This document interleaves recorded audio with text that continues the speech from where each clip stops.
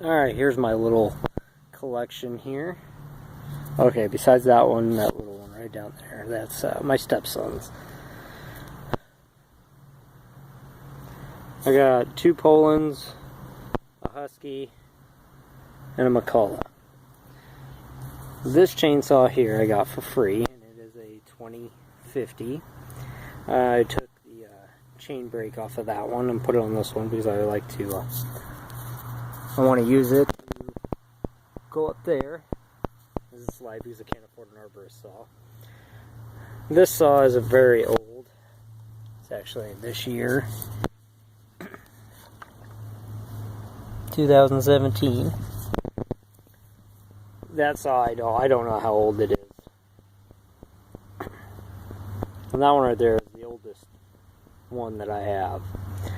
This one right here was given to me because I needed parts to fix that one. And the guy was telling me that he needed the carburetor cleaned out because, you know, it would fire and then die. But what was actually wrong with this is the fuel lines were backwards. And this one, nothing's wrong with it. You pull on it, and it goes. Now, why I needed parts for this one is because I broke the intake and I didn't realize it. And I'm kind of an impatient person when I'm working on things, because normally I can get things right the first time, and this one I just couldn't get because it was sucking in way too much air. So here I am, I'm down here, I'm adjusting, you know, the carb and all that stuff, and couldn't get it to run, and I was really getting pissed, and I threw it. So to everybody out there, just, if it's not working right, instead of throwing it, just walk away, come back later. And then this one right here.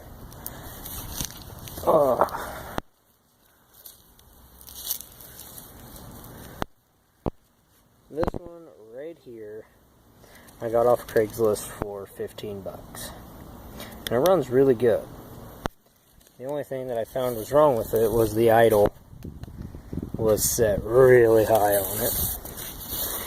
And it was missing, and it still is missing, the chain tensioner. That's a $5 fix. I ordered the part already, I'm just waiting for it. And then off of the little Poland that I got for free, I took the chain cover off of it and put it on this. Just for now, but I have a new chain brake cover coming for it, and I got a new handle for this one. As this handle actually came off of this saw. And I don't know what happened to it. It was broken when I got it, and I just drilled a whole bunch of holes into it and made it work. But I've had this one for 3 years, and it's been a really good saw. I cannot complain about it. It cut through a pretty big piece of sycamore. This saw I paid $269 for. I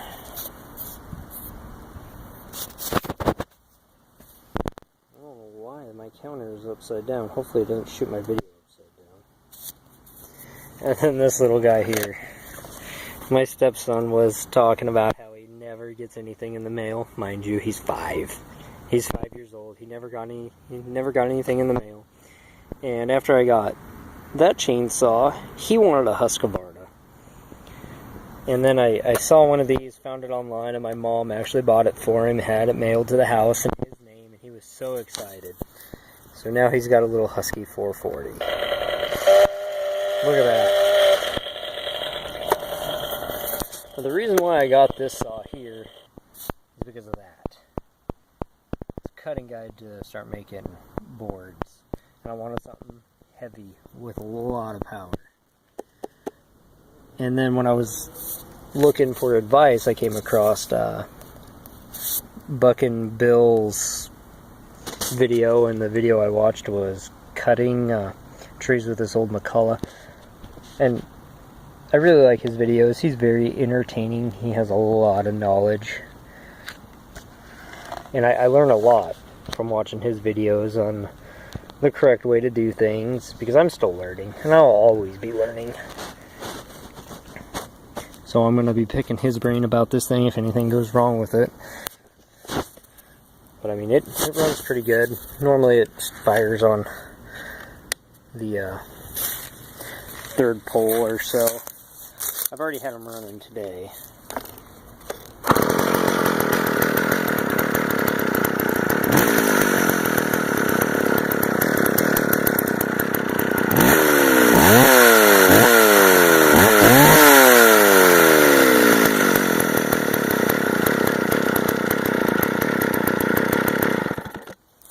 So that one runs. Let's see if we can get this one started. Oops. Kind of hard to do with one hand.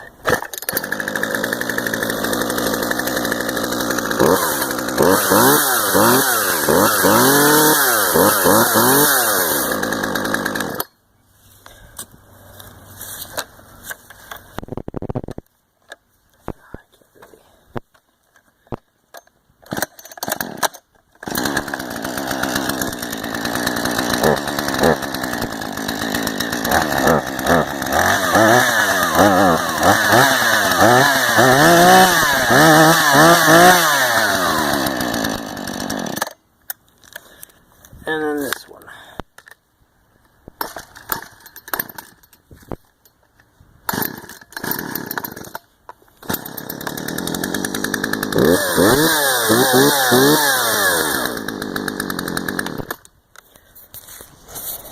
Well, that's my little collection that I've started.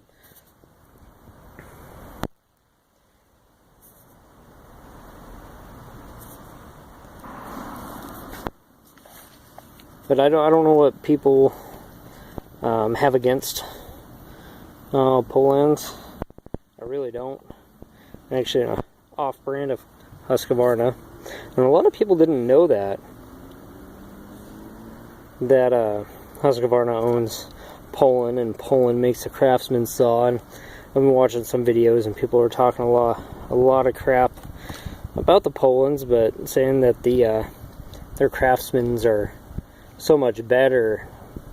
I'm like, well, if you guys did just a little bit of research, you'd find out that they're all made by that company right there. And the reason why I got the Husqvarna is everybody I know has a steel. Like, everybody that I know has a steel. And I like to be different. I like to be the oddball. And nobody had one. And I only know one person that's got a McCulloch, and that's my dad. A little Mac 325, a little Beaver, I think is what it's called. But I had to put a new pull start on it, and that was it. But I've got a Johnsrid 630 in the garage. That's my dad's that I'm gonna fix for him. And then I have my friend's Poland 52cc. It's one of the newer ones. I was gonna show you a little information video on a Honda car. It took me quite a while to figure out what was going on with it and make the AC work, but my wife decided to take it. Now I don't know what else to do the video on. I mean, we can do it on my Dodge. I really like that truck. It's been a good truck. Oh yeah, it's beat to hell. The trucks are made for working, not being street queens. That is my 1500 that I went and converted into a 3/4 ton. So here, we'll come over here and we'll count the studs.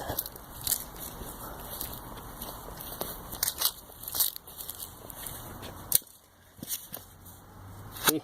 8 lug. These are Wrangler MTs. They're military tires. They're 37s on 16.5s.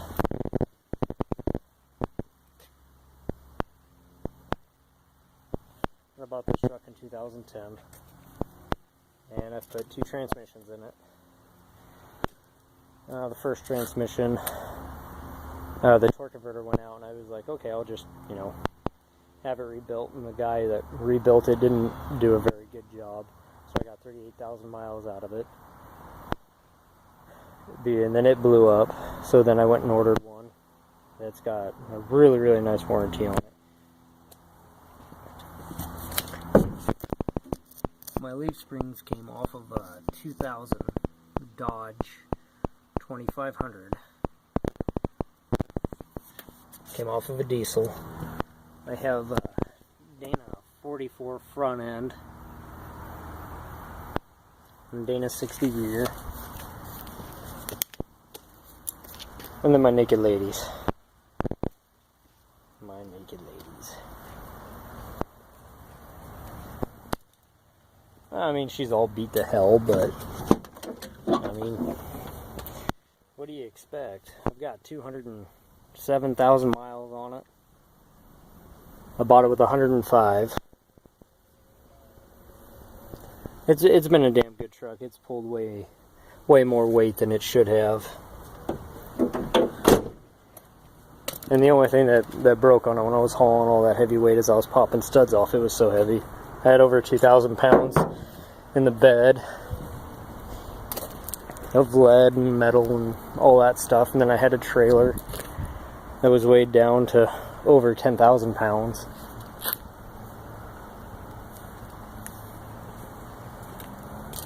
And that right there is the project. We chartered a trampoline for that. That thing runs pretty good.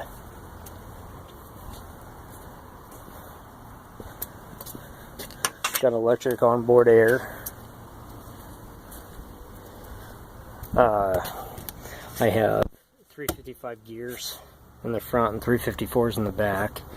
Everybody says you can't do it, but you can. Is the difference between the gears is like 200 thousandths, I think it is. I'm not exactly sure, but it's the exact same of rotating your tires. The only thing that I have, you know, that goes on, it feels like I've got a locker in the front. It's not really hard to steer in four-wheel drive, but it catches like it's locked up in the front.